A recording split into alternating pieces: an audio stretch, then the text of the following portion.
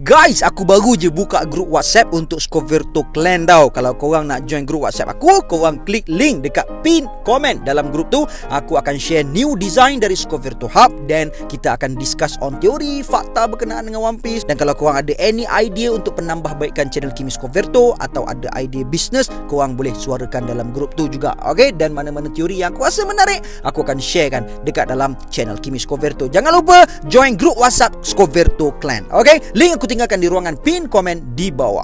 Alhamdulillah Luqmanul Aiman sebab dah sahut 2 helai baju. Lepas tu seorang lagi nakama kita, Wan Zulkifli. Sebelum ni dia dah angkat satu baju tau. Sekali dia repeat order pula, angkat lagi satu untuk anak dia. Katanya nak boria sama-sama. So guys, mana-mana yang dah gaji boleh segera tekan link di ruangan pin komen untuk dapatkan jersey ini, keluaran terbaru and design gift wave terakhir daripada Scoverto. Yang belum gaji pun boleh klik link dan booking dulu. Bayar 50% dan hari gaji nanti settlekan payment. Apa ada hal. Thank you guys sudi support.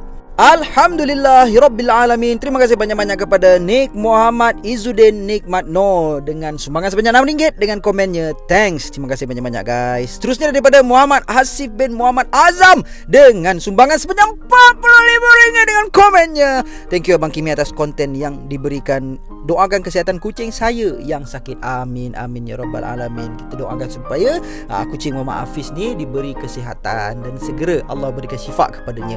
By the way, kucing saya pun baru-baru ni 4 hari lepas dah pun menghembuskan nafas yang terakhir. Sedih-sedih juga sebab dah 9 tahun kan kucing tu dengan kita. Tapi itulah Allah lebih sayangkan dia, nak buat macam mana. What up gang Malaysia, Indonesia, Singapura, Brunei. Assalamualaikum, it's your boy Kimi Scoverto and welcome back to my channel yang semestinya hanya akan memborakkan berkenaan dengan One Piece. Nampaknya segala pendedahan tentang rahsia Kuma sudah terjawab dalam spoiler kali ini. Dan yes, di chapter ini masih berkenaan flashback Kuma. Dan mungkin kita masih tak berpeluang melihat keadaan yang sedang berlaku di Egghead ini. Jadi aku pun tak sabar nak borak dengan apa yang berlaku dalam chapter ini. Cuma ingat ini masih sebahagian spoiler, jadi masih banyak yang belum kita ketahui. So jom, let's proceed with the content. Spoiler yang pertama mengatakan Saint Garcia Saturn lah yang telah memaksa Kuma untuk menjadi Shichibukai. Dan bukan hanya itu, Saturn juga memaksa Kuma untuk menjadi cyborg yang langsung tidak mempunyai sebarang memori. Dan jika Kuma tidak melakukan sedemikian, Bonnie akan ditangkap. Jadi nak tak nak, Kuma nampaknya terpaksa akur dengan arahan tersebut, walaupun dia tahu untuk sememangnya sukar dia lakukan. Tapi yang macam mana kita tahu, Kuma ni kan sejenis yang tak ambil kisah pasal diri dia. Kerana bagi Kuma yang penting adalah keselamatan orang lain. Tambah-tambah pula lagilah dia sanggup korbankan apa pun, walaupun sekali dia akan menjadi seorang cyborg setelah ini. Dan sekarang aku bertambah yakin yang tentunya Kuma akan muncul di Egghead kerana Saturn lah yang menjadi punca utama kenapa hidupnya menjadi seperti ini. Lalu spoiler ini juga mengatakan yang akhirnya Kuma ikut arahan tersebut, tetapi sebagai ganti Kuma bernegosiasi untuk keselamatan Bonnie. Dan dikatakan operation atau surgery tentang Kuma dan Bonnie ini mengambil masa yang agak lama untuk selesaikannya. Dan ternyata pada saat surgery ini berjalan, Admiral Kizaru juga telah ditugaskan untuk mengawasi kawasan tersebut. Jadi terjawab juga kenapa Admiral Kizaru yang ditugaskan untuk ke Egghead dan bukannya Green Bull ke Fujitora Isho ke. Disebabkan Kizaru sememangnya ada perkaitan dengan Egghead sebelum ini. Memang sebelum ini pun ada perkaitan lain dah yang Oda dedahkan, macam Sentomaru, Vegapunk, Fujitora. Kan ada momen yang mana Rikugyu tanya dekat Fujitora pasal Vegapunk tu kan. Tapi perkaitan dalam chapter ini juga menjadi semakin kukuh kenapa Kizaru lah yang datang ke Egghead, kerana dia tentunya lebih tahu tentang selok-belok Egghead ini berbanding Marine yang lain.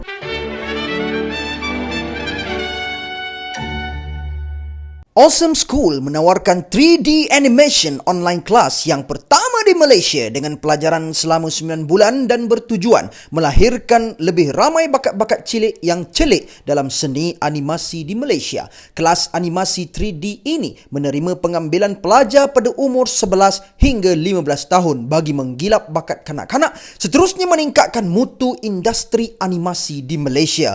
Walaupun benar kita boleh menonton video tutorial di YouTube untuk belajar, namun pembelajarannya tidak tersusun dan teratur serta outdated. Dengan Awesome School ini, kanak-kanak dapat belajar dengan bersistem dan bersilibus. Ayo kita mengangkat industri animasi Malaysia setandai dengan industri animasi di seluruh dunia. Jom berdaftar dengan Awesome School segera. Link Awesome School aku tinggalkan di ruangan description di bawah.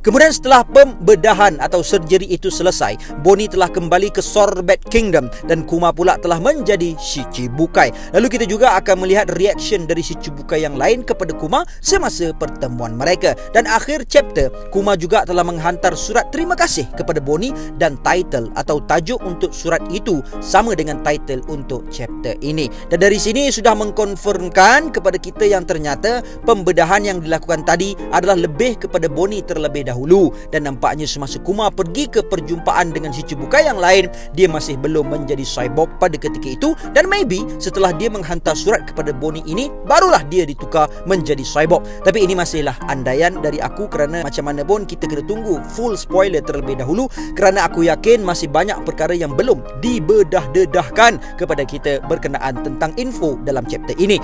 Dan di panel yang terakhir juga kita akan melihat Kuma telah pun tiba di Fuchsia Village, di mana di sini tempat kelahiran untuk Luffy.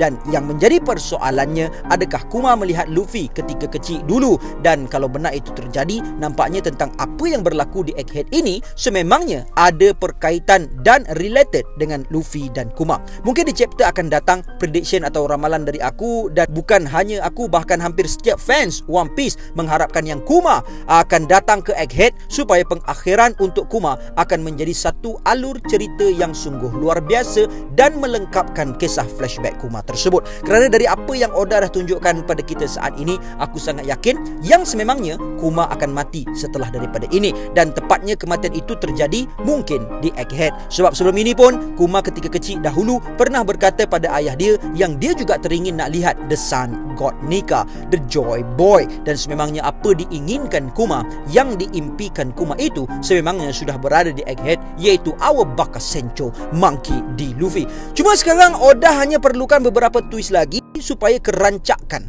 dan peperangan di Egghead akan menjadi lebih ledak, lebih epic dibandingkan Marineford. Bukanlah aku nak rendahkan Marineford, tapi come on lah, ni dah final saga kot Oda, jadi berikanlah segala-galanya yang fans mahu.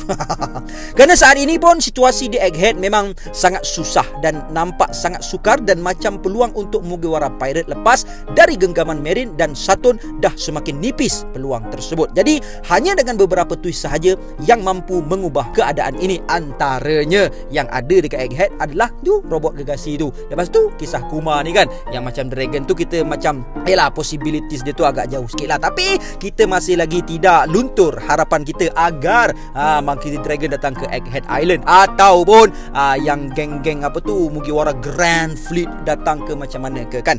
Dan harapnya twist itu ada perkaitannya dengan Kuma mahupun Dragon, supaya flashback Kuma ini menjadi perfect seperti Kozuki Oden dahulunya. Kerana dulu Oden memang bersungguh berjuang untuk membebaskan Wano, apakan daya nasib tidak menjebelahinya dan dia terpaksa mati demi Wano dan The Red Scabbards. Jadi situasi ini hampir sama dengan Kuma, bahkan Kuma lebih dahsyat, di mana ibu dan ayahnya mati disebabkan Celestial Dragon. Lepas tu Genie pun sama disebabkan Celestial Dragon, dan sekarang Bonnie juga sudah di hujung nyawa disebabkan Saturn, salah seorang dari The Celestial Dragon. Jadi untuk memastikan kemenangan mutlak Kuma ini tercapai seperti Oden dahulu, setidak-tidaknya Oda mesti tunjukkan ia di Egghead Island ini, kerana ini memang timing yang cantik dah, sebab Marine pun dah ada di situ, lepas tu Gorosei Saturn pun lagi. Jadi tunggu apa lagi, just do it je lah Oda. Sebab kita pun tahu Gorosei memangnya susah untuk turun padang, sedangkan perang Marineford pun Gorosei tak masuk campur. Namun ini berlainan dengan di Egghead, dan aku harap chapter 1100 ini Oda kembali ke Egghead, kerana aku memang tak sabar yang Oda akan kaitkan kepada kita selepas ini. Dan nantikan juga full spoiler dari aku di video selepas ini. Alright, komen daripada nakama kita yang pertama daripada Zulkifli Ali. Aku rasa Kuma yang akan pindahkan kapal Sunny and kru Luffy dari Egghead, pengorbanan Kuma yang terakhir. Seterusnya daripada Mirul Zack MC.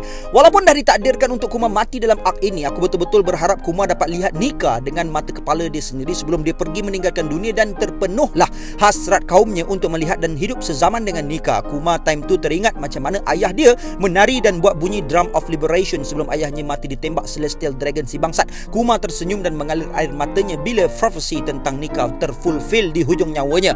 R.I.P. Rest in peace Bartholomew Kuma, the tyrant, the hand of liberation. And Shichibukai yang utama sikit lah.